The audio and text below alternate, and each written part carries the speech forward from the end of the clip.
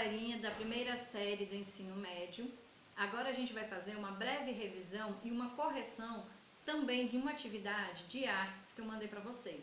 Então eu vou fazer uma síntese comentada e aí automaticamente vocês vão fazendo a correção da atividade. Então, um dos períodos mais fascinantes da nossa história, da história da humanidade, é sem dúvida nenhuma a pré-história. Esse período ele não foi registrado por nenhum documento escrito, mas ele é registrado apenas por obras de arte, por desenhos, por pinturas, por objetos. Então é exatamente a época anterior à escrita.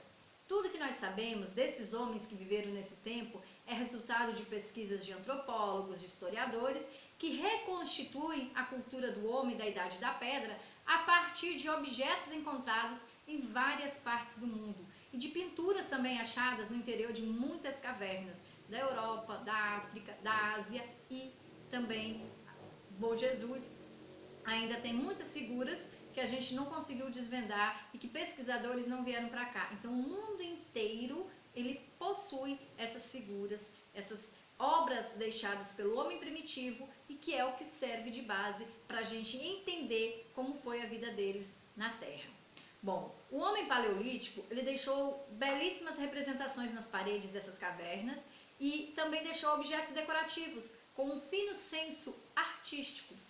O cuidado com os mortos, já comum entre os homens neandertais, é enriquecido com símbolos, isto é, sinais com significados que remetem a uma vida futura, a uma crença de uma outra vida.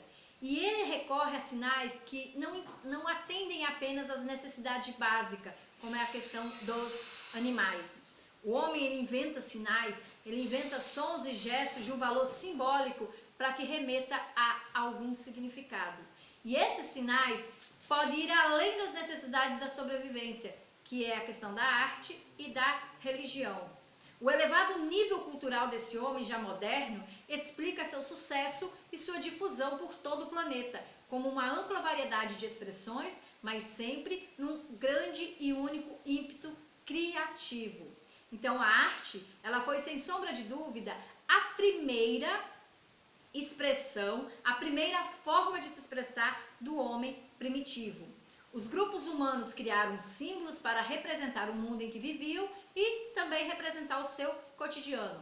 Embora muitas questões fiquem ainda sem resposta, esses vestígios arqueológicos encontrados, eles nos permitem conhecer parte desse dia a dia, desse cotidiano pré-histórico.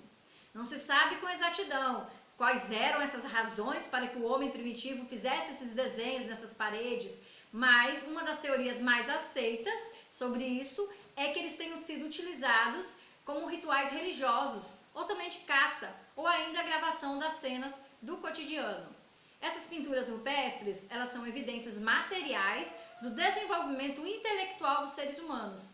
Embora tradicionalmente estudadas pela arqueologia, elas ajudaram a redefinir a concepção do que a história se inicia com a escrita, pois funcionam como códices velados de uma comunidade à espera da decifração.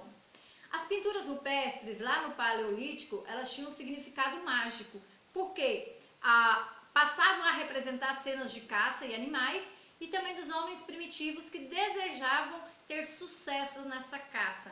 Então eles faziam esses desenhos, essas representações, acredita-se nisso, né? Que era uma maneira mágica de aprisionar esses animais. Também a gente tem nessa atividade, para corrigir, em relação à cor. Então aqui eu vou fazer uma breve síntese sobre esse assunto. A cor, ela não é uma característica própria dos objetos, mas ela depende da luz que os ilumina. Ela é tão fascinante que um objeto azul, iluminado por uma luz monocromática, vermelha, acaba sendo visto como preto. Um objeto branco, iluminado por uma luz monocromática verde, vai ser visto como verde. Então, a questão da luz, ela é bem mais complexa quando a gente consegue ver as cores, porque só existe cores onde há luz. Van Gogh, ele evitava a cor verde, o verde vivo, o vermelho, o rosa e o bege. As cores que ele mais usava eram o amarelo e o azul. Na verdade, a questão das cores chamou a atenção não tanto dos historiadores da arte, mas dos neurologistas e dos oftalmologistas, que encontraram nelas sinais claros de discromatopsias, de problemas. As dificuldades na percepção de cores de que sofreram os popularmente conhecidos como daltônicos. Daltonismo é a redução da capacidade de diferenciar certas cores. Geralmente, o problema é hereditário. Outras causas incluem certas doenças oculares e medicamentos. Mais homens do que mulheres são afetados pelo daltonismo. O daltonismo, ele geralmente envolve a incapacidade de distinguir principalmente tons vermelhos e verdes. Não há tratamento para o daltonismo, ele é hereditário. Se o daltonismo for causado por outra condição, tratar a causa poderá ajudar um pouco. Na Idade Média, a riqueza era medida pelo vestuário, pelas armaduras e pelas armas. Então, algumas pinturas retratam senhores com ouro, joia, roupas, tudo na cor púrpura. A cor púrpura era uma cor preciosa, utilizada apenas pela nobreza por ser de difícil obtenção e também por ser muito cara. Já os pobres são retratados com cores pálidas e roupas modestas. Durante a Idade Média, as cores também estão presentes no cotidiano. As combinações mais utilizadas são o amarelo pálido e o azul, laranja e branco, laranja e rosa, o rosa e o branco e o preto e branco. O simbolismo das cores na Idade Média, ela é bem interessante. O azul escuro e o verde, eles tinham pouco valor, pois não apresentavam-se vivos e brilhantes e sua aparência era pálida. Já no século XII, o azul ele torna-se uma cor da nobreza e ele é utilizado em abundância nos vitrais das catedrais. Em alguns momentos da história, o negro é a cor dos reis e cavaleiros misteriosos. A cor vermelha significa coragem e nobreza e é a cor dos carrascos e das prostitutas. As cores são ondas eletromagnéticas que conseguem influenciar o homem, estimulando-o com diferentes sensações. Alguns pesquisadores afirmam o poder das cores e de suas finalidades no campo vibratório humano, de modo a nos influenciar também no campo energético desse até em oculto. As chamadas cores quentes, que compreendem as tonalidades do vermelho, amarelo e laranja, agem diretamente no sistema nervoso central, enquanto as chamadas cores frias, que compreendem as tonalidades do azul, verde e cinza, agem no ramo parasimpático do sistema neurovegetativo. Na alimentação, as cores indicam a presença de diversos nutrientes. Na publicidade, as combinações de cores favorecem o positivismo em relação ao produto.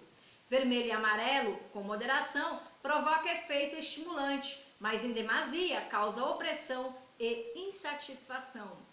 O azul e o branco provocam estímulos e dá segurança e estabilidade aos clientes.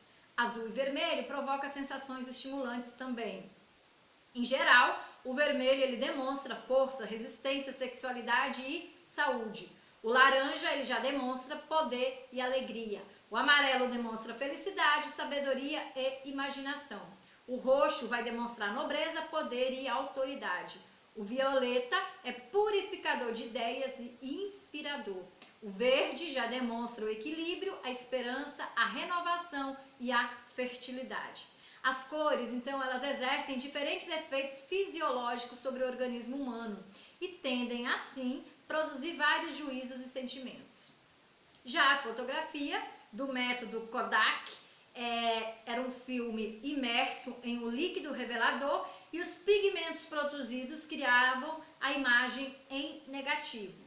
E aí, com a evolução, com a tecnologia, a máquina Kodak, essa questão da revelação em filme, ela já está em desuso e agora a fotografia ela é digital. Ela dispensa você revelar a foto, basta imprimir. Isaac Newton, um famoso cientista, físico e matemático, ele é muito reconhecido pelos seus inúmeros trabalhos no campo da mecânica. Contudo, não se ateve somente a esse ramo da física. No ano de 1672, ele publicou um trabalho onde ele apresentava ideias sobre as cores dos corpos. E aí, cria-se a teoria cromática e a teoria tricromática. A teoria cromática é quando se incide a luz do sol sobre um prisma e com isso conseguiu observar que ela se decompunha em um arco-íris de cores, que ia do azul ao vermelho. Com isso com essa conclusão, foi capaz de criar combinações de cores para formar as outras cores bem distintas que existem, concluindo assim que era necessário 7 cores para poder representar todas as cores visíveis que existem.